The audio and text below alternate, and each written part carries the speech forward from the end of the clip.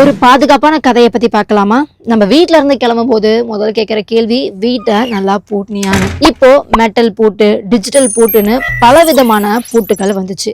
ஆனா ஆரம்ப காலத்துல மனுஷன் எப்ப முதல்ல பூட்டை பயன்படுத்த ஆரம்பிச்சான்னு தெரியுமா?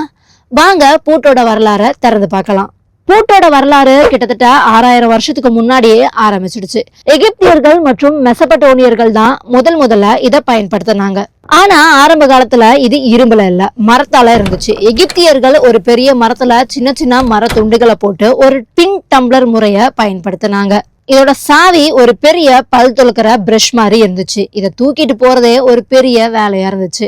அதுக்கப்புறம் ரோமானியர்கள் தான் இந்த பூட்டை மெட்டல், வெண்கலம், இரும்பு போன்ற பொருட்கள்ல தயாரிச்சாங்க. இங்கதான் சாவிய ரொம்பவே சின்னதா செஞ்சாங்க. சாவிய சின்னதா செஞ்சு அதை மோதிரமா போட்டுக்கிட்டாங்க. அந்த காலத்துல சாவி வச்சிருக்கிறதே ஒரு மிகப்பெரிய அந்தஸ்து. ஏன்னு கேட்டீங்கன்னா, சாவி வச்சிருக்கவங்களாம் மிகப்பெரிய பணக்காரர்களா பார்க்கப்பட்டாங்க. அதுக்கு என்ன அர்த்தம்னா, அவங்க கிட்ட நிறைய சொத்து இருக்கு, அதை பாதுகாக்க தான் இந்த சாவியை அவங்க வச்சிருக்காங்கன்னு நினைச்சாங்க. 1700களுக்கு பிறகுதான் பூட்டுல ஒரு புரட்சியே வந்துச்சு. ராபர்ட், ஜோசப் அப்படின்னு நிறைய பேர் புது டெக்னாலஜியை கொண்டு வந்தாங்க. இன்னைக்கு நம்ம சொல்ற லிவர் லாக், சிலிண்டர் லாக் அப்படிங்கிற டெக்னாலஜியை அப்பவே உருவாக்கிட்டாங்க. குறிப்பா 1848ல லீனஸ் லேனுங்கிறவரு இன்னைக்கு நம்ம யூஸ் பண்ற தட்ட வடிவம் கொண்ட பூட்டியும் சாவியும் கண்டுபிடிச்சாரு.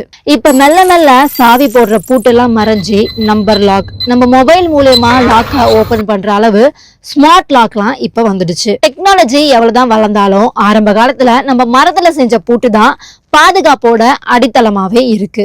ஒரு சின்ன மரக்கட்டையில ஆரம்பிச்சு இன்னைக்கு டெக்னாலஜி வரைக்கும் வந்து நிக்கிற இந்த பூட்டோட கதை ரொம்பவே சுவாரஸ்யமா இருந்துச்சுல்ல. ஆனா சாவியை மட்டும் தொலைச்சிடாதீங்க. இந்த வீடியோ உங்களுக்கு பிடிச்சிருந்ததுன்னா லைக் பண்ணுங்க, மறக்காம உங்க ஃப்ரெண்ட்ஸ்க்கு ஷேர் பண்ணுங்க.